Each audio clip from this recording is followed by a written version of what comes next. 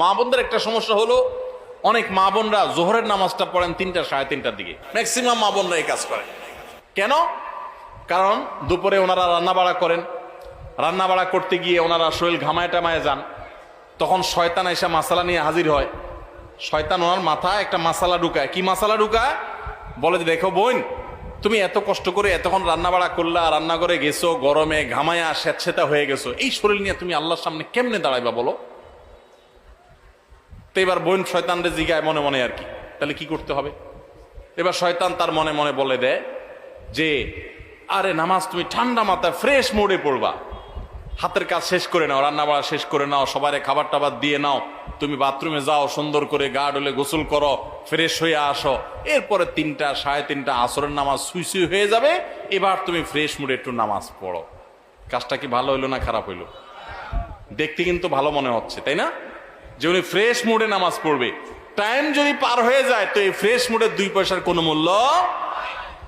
আল্লাহ বলেছেন, ইন্নাস সালাতা কানাত আলাল মুমিনিনা কিতাবা মাওকুতা, নামাজ ইমানদার যে নির্দিষ্ট সময় পড়াটা ফরজ করা হয়েছে। এজন্য মা বোনরা সময় হওয়ার পর দেরি না করে, অনেক মা বোনরা মসজিদে আজানের অপেক্ষা থাকেন, বলে মসজিদে পুরুষরা নামাজ না পড়লে মহিলারা বাসায় নামাজ পড়া যাবে না।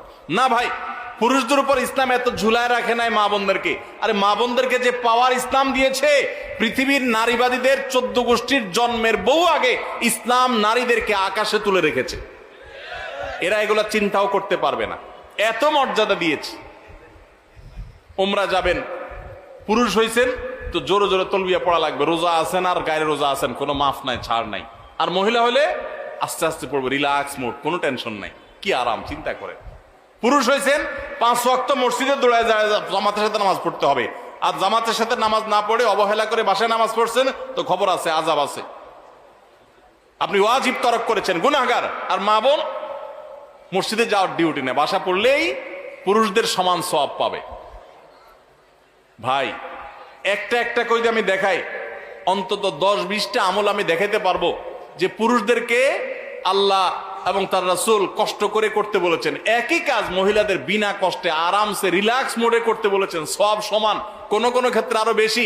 নবী সাল্লাল্লাহু আলাইহি সাল্লাম বলেছেন, ওয়া বুয়ুতুহুন্না খায়রুল লাহুন্না, নবীজির মসজিদে এসে পুরুষরা নামাজ পড়ে যে সওয়াব পাবে, যেই মহিলা নবী সাল্লাল্লাহু আলাইহি সাল্লামের পিছনে নামাজ পড়তে চেয়েছেন তিনি বলেছেন তুমি তোমার বাসায় পড়লে সওয়াব আরো বেশি হবে।